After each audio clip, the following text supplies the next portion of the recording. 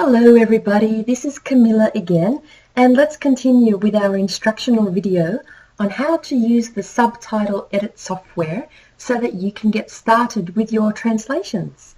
Now, this will just be the bare basics, but at least it will get you started. And there will be more videos in the future, so keep yourselves posted on the Translation Aids channel. Just keep ducking in and seeing if there are any new videos that are given in the future. Now, after we have loaded our SRT files, which are text files, and our video files, which will most likely be in the MP4 format, those instructions on how to do that have already been given you either in person or they have been emailed to you before. So I encourage you to look at those instructions. I won't bring it up here in this instructional video for privacy purposes because I don't want everyone online to know where that website is. Okay, so after you've loaded it, we will open a text file. I'll show you what someone else's looks like, just so that you have an idea.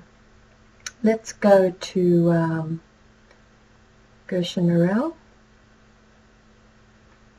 Oh, sorry. That wasn't mine, but I haven't looked at these before. Okay, here we go. Here's one. And this is what it looks like when it's already translated. Obviously, I haven't loaded the video, but I just want to show you what it looks like. You can even click on these icons to get rid of them.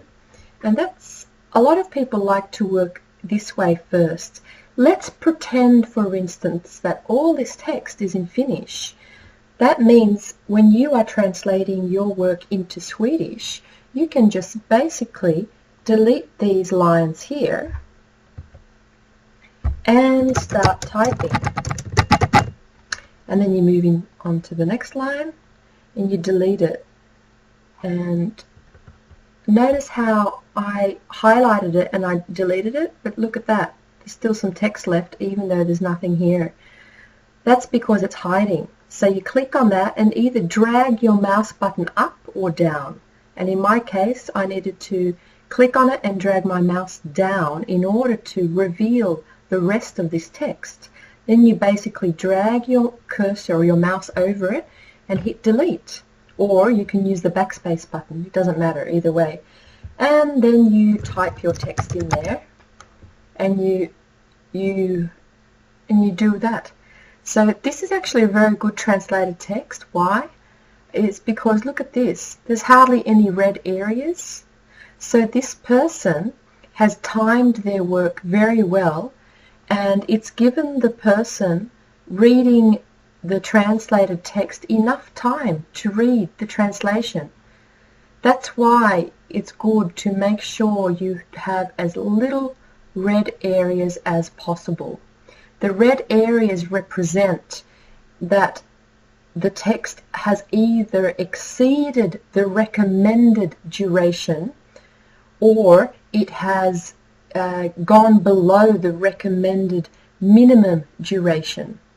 Or sometimes, for example, when there's only one word, if it was read here, it means that it may have been too little time to read that, because the minimum duration time which is set in the software is set to 3 seconds and the maximum duration time is 6 seconds. But there are always times when you do need to make compromises, when you do need to give maybe fractionally less time or fractionally more time. Okay, I'm not going to save this because I don't want to overwrite the file. So I'll go to File, New. Do you want to save changes? No, I don't. Otherwise I'll be overwriting it. Now, let's load one that I will be working on. So I'll go to Open. I know where I've saved it. And see this, the SRT file. Subtitle edit software works with the SRT files. At least they're the ones that we will be working with when we're doing translation work. I'll click on that and load it. Open. And now I want to load the video file. Oh, sorry. Just testing you there. We got a video. Open video file. I'm only kidding. Jerusalem Studio 41. See, when you bring your mouse cursor over, can you see it says MP4 VLC media file? I hope you've installed your VLC. Now I'll click stop.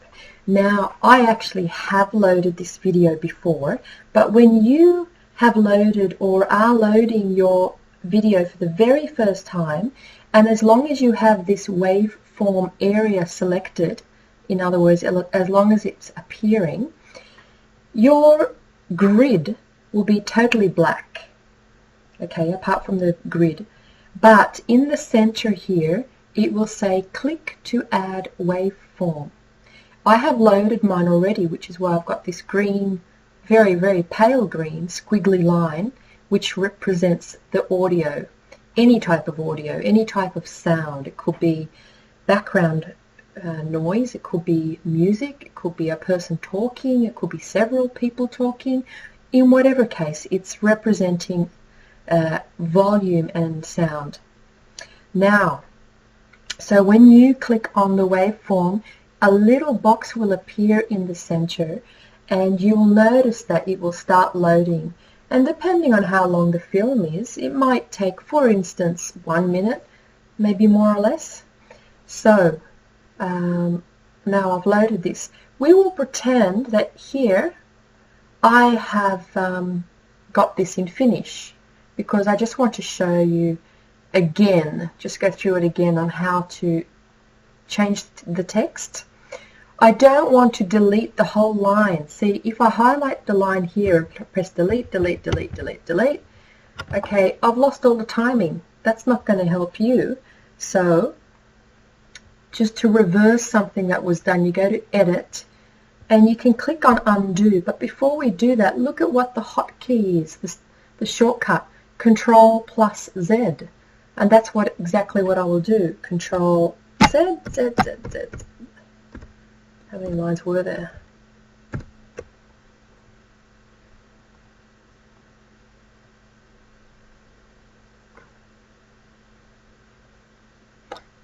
Okay, I did it too many times.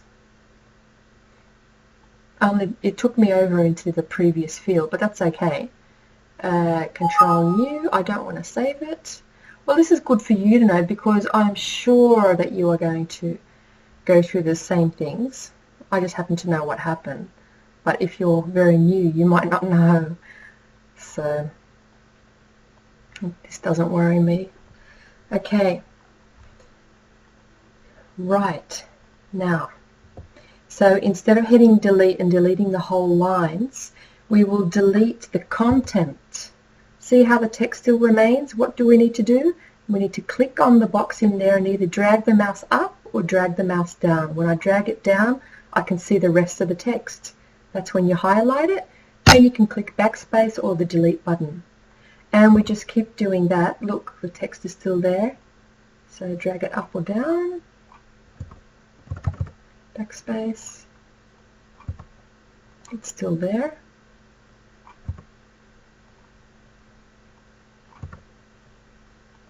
I wonder what happens when I do that. Okay. Now, I'm only doing that because I'm pretending it was in Finnish, which it wasn't. It was in Swedish. And okay, here I'm going to explain that the relatively flat areas is when there's hardly no sound that can be heard. I happen to know it's music here. So as we go along, when someone starts talking, it's going to be very jagged or very squiggly like this. And when they're pausing in their speech, it'll probably look something like that. And that's really handy for us to know, because then we know, we can extend our translated text a little bit into when they are pausing in order to give the person at home more time to read your translated text. Okay, let's go. And the very first thing we need to do when we are translating a film is to translate the title. So please don't forget to do that.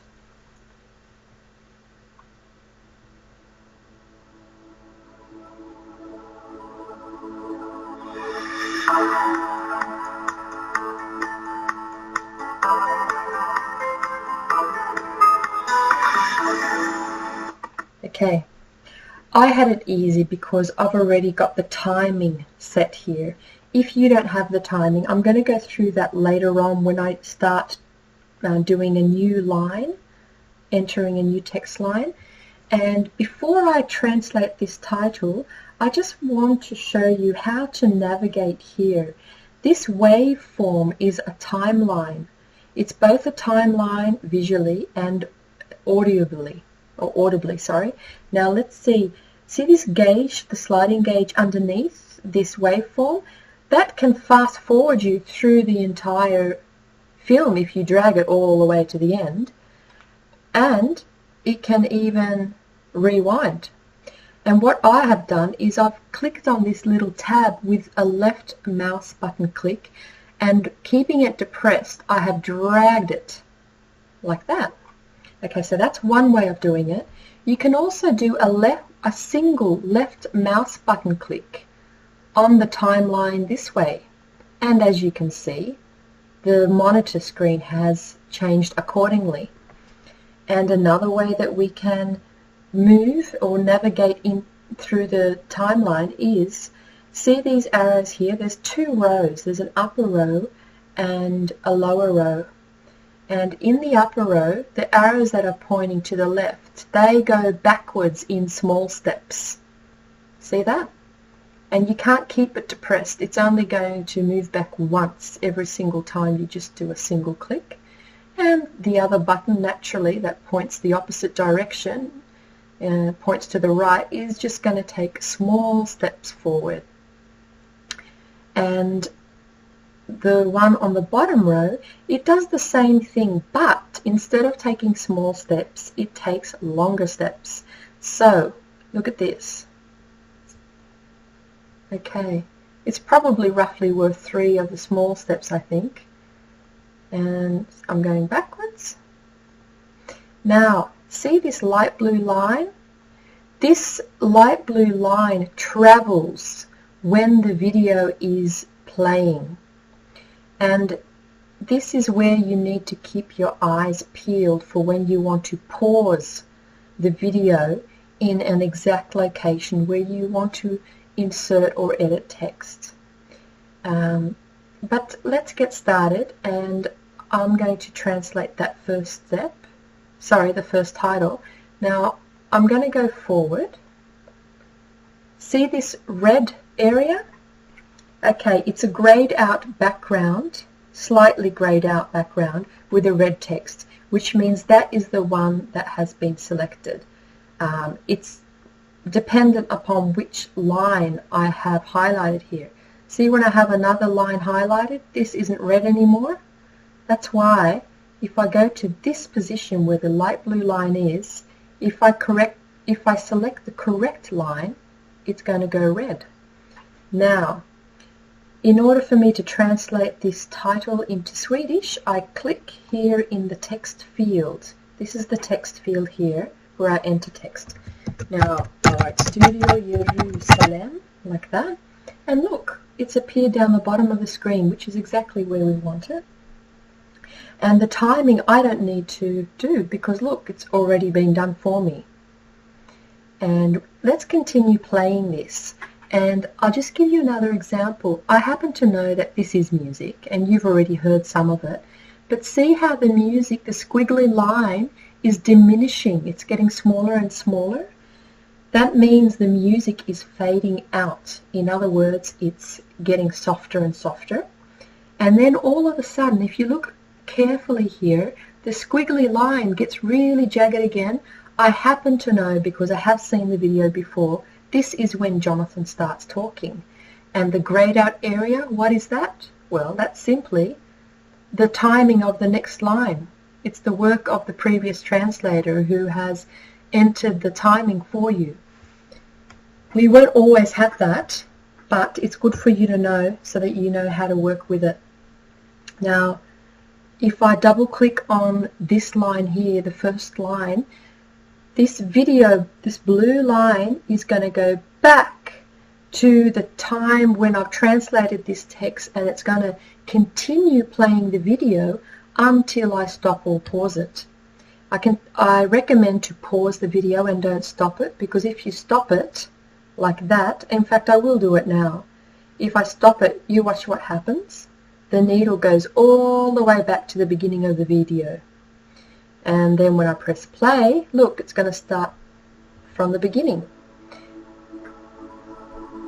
But in order to refrain from doing that, I can just double click here, Studio Jerusalem, and it plays it. Look, there's the text. Just look if the timing is correct. Okay, my text was on a little bit longer. In this case, I don't really need to be that fussy, but I do want to make it as accurate as possible because I am trying to teach you. Now what we do is we move the cursor to the very edge of that translated text. Can you see how my cursor has changed into 2 arrows? Now with the left mouse click, I click on that, keep the mouse button down, and I drag it a little bit backwards. Okay, I just did it. I didn't move it much, just fractionally. Now let's see if it's okay. Alright. I'll do it again.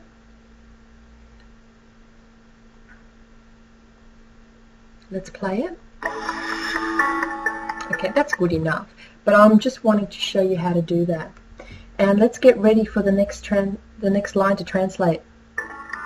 Shalom and welcome to Jerusalem Studio. Shalom and welcome to Jerusalem Studio. Now make sure that you're putting the text on the correct line. Make sure the line isn't highlighted down there.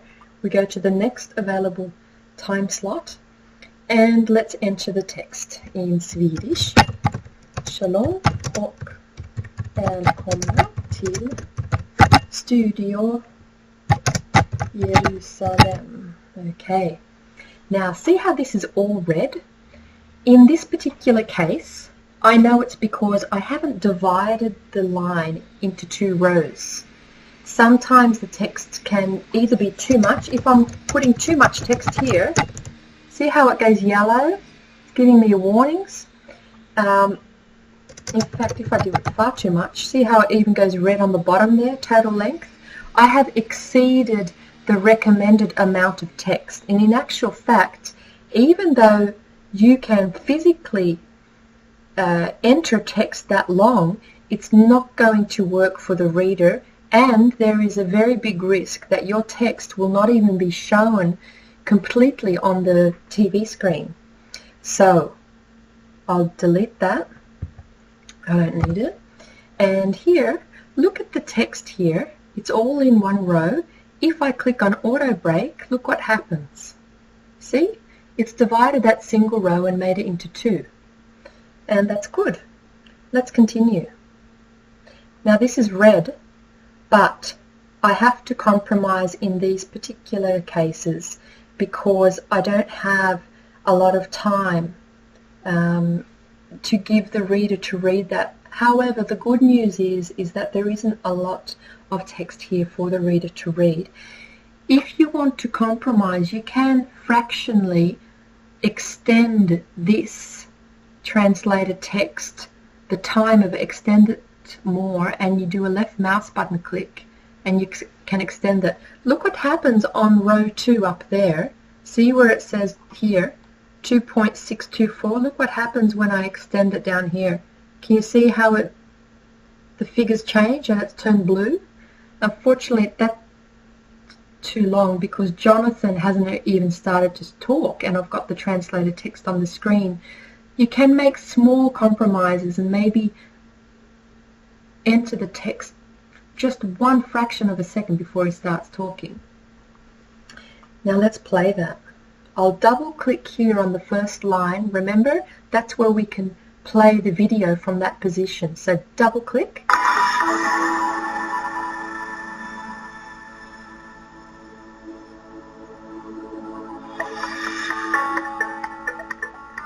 Shalom and welcome to Jerusalem Studio.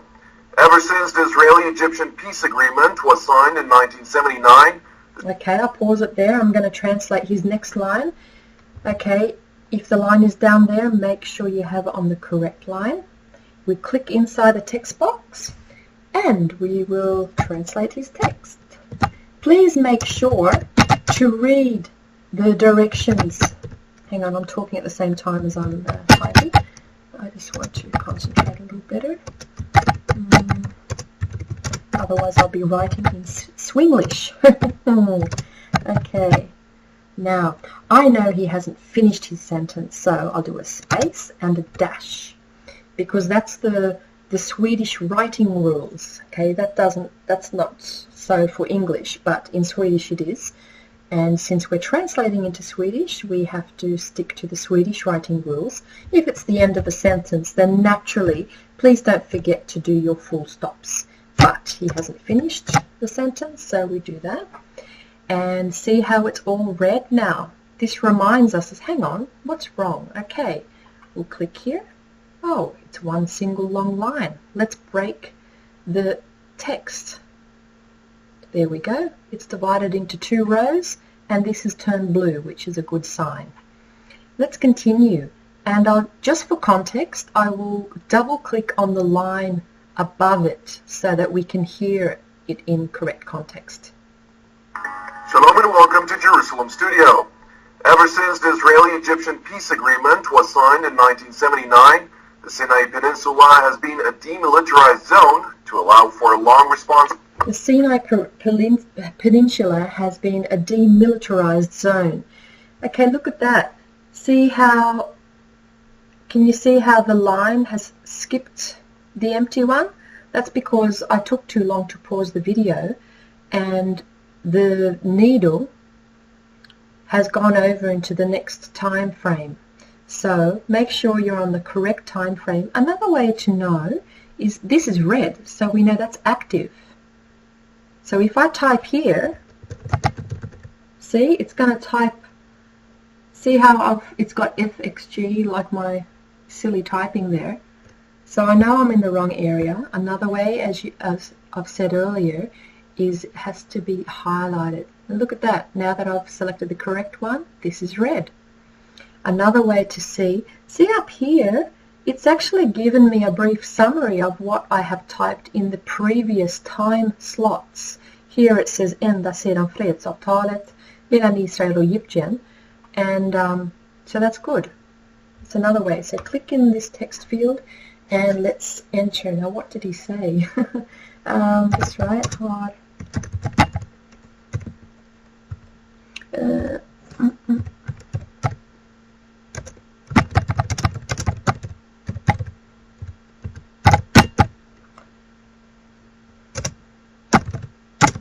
Okay, he hasn't finished his sentence, so I'm doing a space and a dash. Just always check your text, because even though you can spell, we can make accidental typing errors, or we have wrong capitals, or we've got lowercase where it shouldn't be lowercase, etc. And this seems to be fine. Demilitariserad. See, even I got it wrong. Demilitariserad. See? Okay, this is one long line, and see it's red there.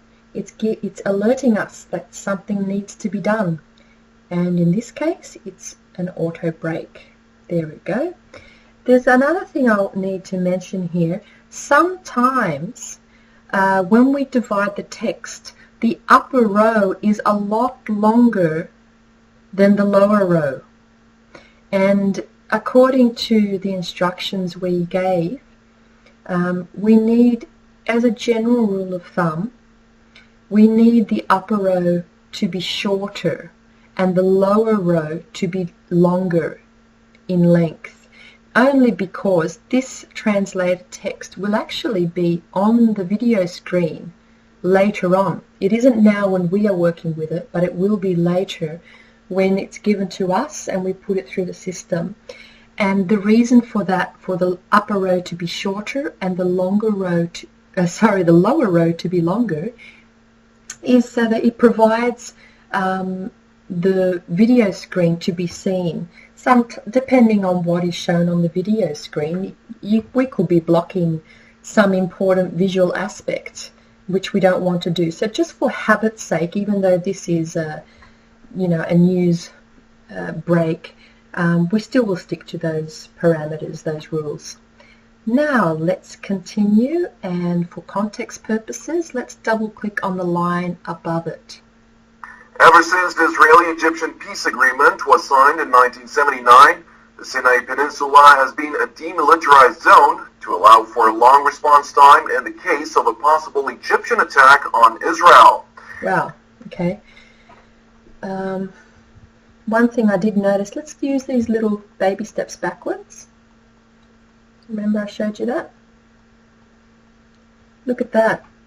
Can you see that this line here and the next line there, can you see the grayed out areas, two different grayed out areas are touching each other. There's no small little sliver of black space. See over here we've got a darker area, a black sliver of black space. Well, the reason which it makes it really good to have a very small area there is because it creates a contrast for the reader, because when the reader reads, most people read that and then they'll look up, and then if you have a small black space, what will happen is this text will disappear for a fraction of a second, and then all of a sudden your new text will appear in, you know, a couple of seconds, or not even that, a fraction of a second time. And that helps the reader. It gives them a visual cue of when to read the new text. So that's why these things are good. Just give it a small space of time there. Now I need to remember what he said. Militarized zone to allow for a long response time in the case of a possible Egyptian attack on Israel. Okay, now let's go back. And I know it's this one. There.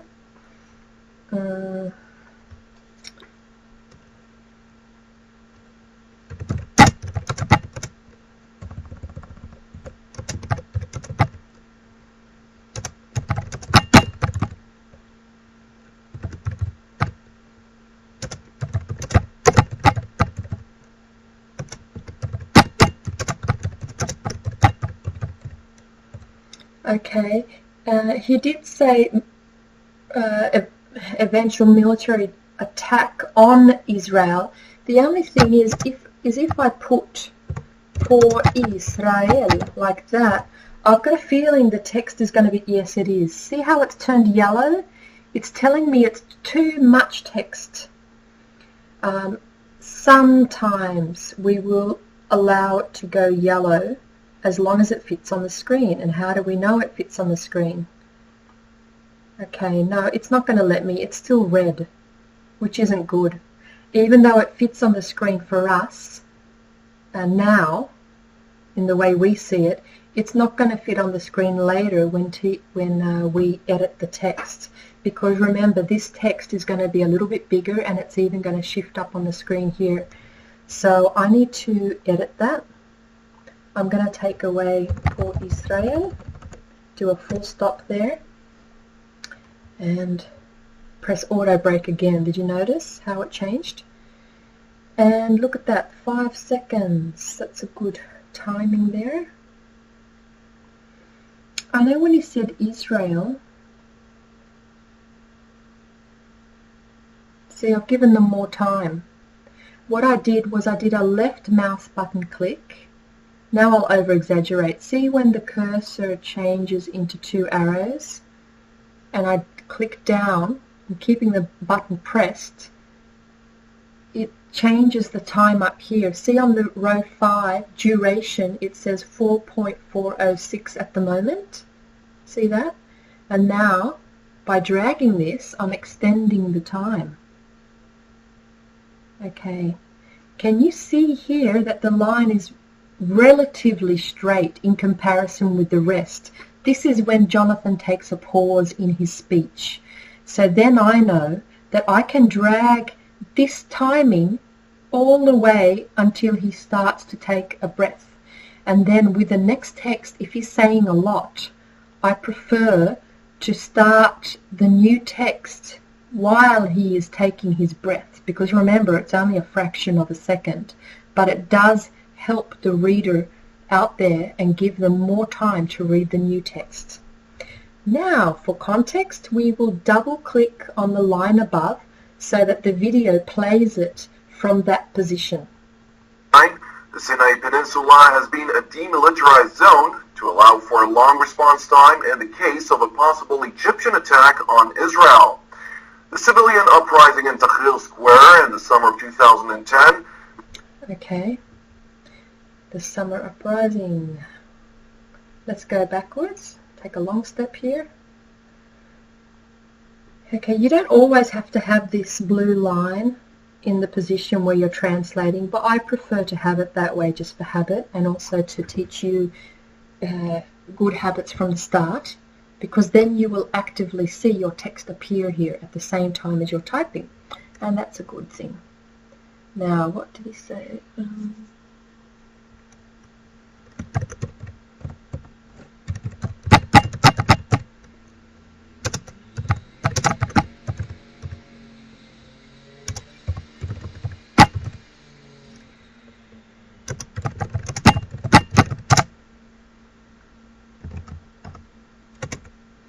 Okay, now it's all red. What does that mean? I need to break the text. So we'll click on auto break. There we go. It's divided into two lines.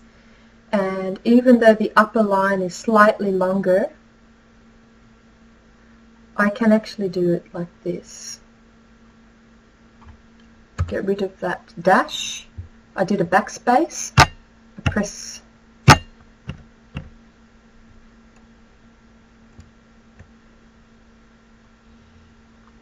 here, sorry.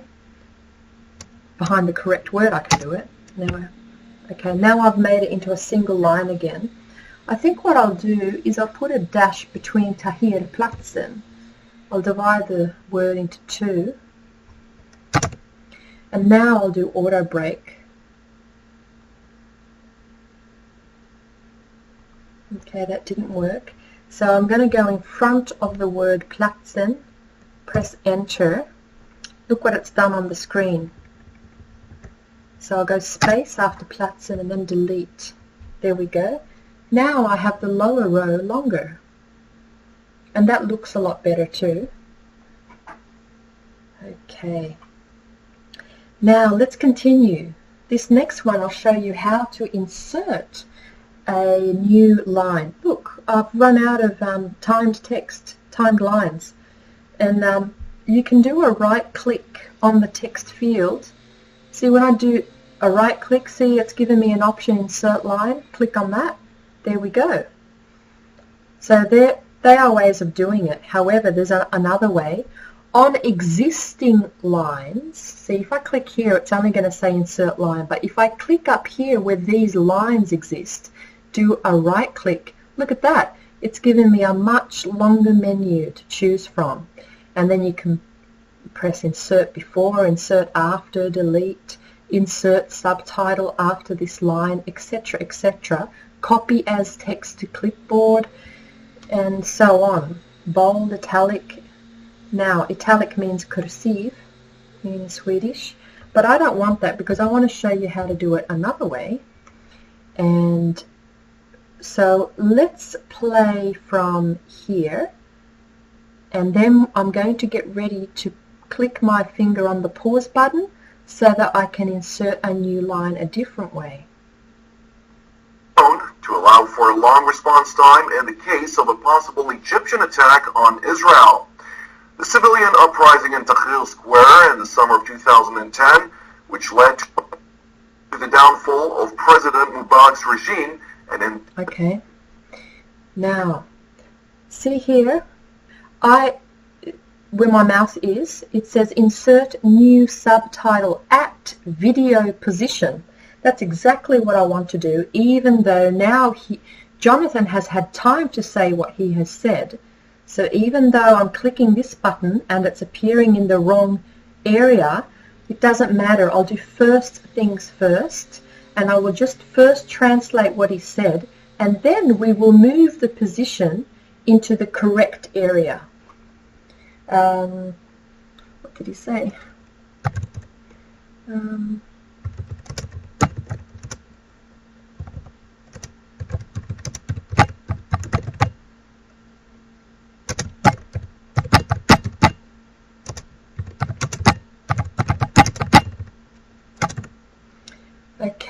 I'll just double check if I've written that correctly. Vilken ledde till president Mubaraks och regimens fall? Okay. By the way, there is a shortcut in order to insert new subtitles, and see right next to that button it says F9.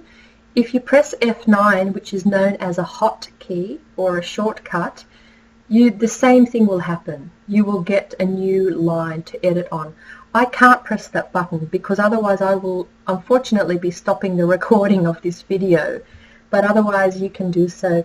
Please get used to learning the shortcuts because it really will compress your working time eventually. So in the beginning it might not, but in the end it will, and they're really good to work with. The people who work with translations a lot always use shortcuts. It makes it so much faster. Okay, let's go backwards, because remember, I placed this text in the wrong area. Now, see where my last translation happened? You can even see the text up here, Platsen under sommaren 2010. If I do a left click on the timeline, and actually if I click on the one ahead, we can see that this text, see the jagged line? See how it all of a sudden gets relatively flat? Jonathan is taking a breath there. So I'll do a left click on the new subtitle and I'll drag it. Look at that. Very good. So I'll drag it up. In actual fact, even though he's starting to talk here in that area, see where my mouse is? Even though he's starting to talk there, I will drag it up even more because he's saying quite a lot here and I want to give the reader more time to read the text. And I don't want it going into his new line. So I'll just be really careful when you do this. Okay, and unfortunately it's at even though it's at 3.797 seconds, it's below the recommended time for the reader to be able to read your text comfortably. But I'm forced to do that. Look, I'm even taking the pause periods here in order for my text to show. So there's nothing else I can do. That's when you know that you just have to, bend the rules for that particular line. Now this is red here, so I need to do an auto break on the text. So I did a left click so I can see the video position. There's my line. Click auto break, and there we go. And now I'll show you how to save it. We'll go to File, Save As, and this by default, which means förinställd, this is the name of the file. Please do not ever change the name. Don't ever make it give any capitals, even though there's a name involved here. Don't remove any letters. Don't put any dots or dashes or any type of characters. However, what we must do is add to the end of the file name. Because we are translating into Swedish, we need to write a dash and SE, and then we click Save, and then it's automatically going to ask you if you want to write over or if you want to replace the file. And yes, I do, because if I click No and close the program, you have lost all your work. You don't want to do that. So do you want to replace it? Yes. There we go. I hope this has been very helpful, and keep your eyes peeled on the Translation Aids channel for future instructional videos. Thank you very much. Bye-bye.